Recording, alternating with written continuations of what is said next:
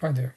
So in this video, we will learn how to convert a manual rule into automated rule.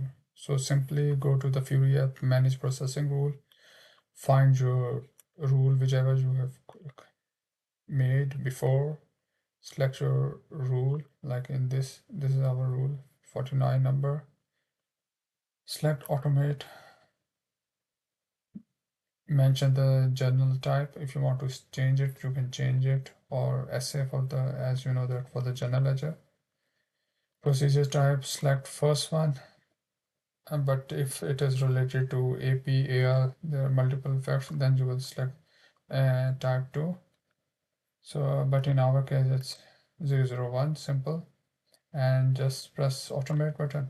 So you have to check that before it is manual rule, now it will become automate.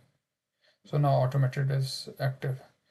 So now what will happen that in the new bank statement, whenever this criteria matches with this rule, automatically it will be posted with this cost center and account. And in our case, the memo line is this. So whenever in new statement, when I call it new statements, mean that after creating this rule, whenever we receive a new statement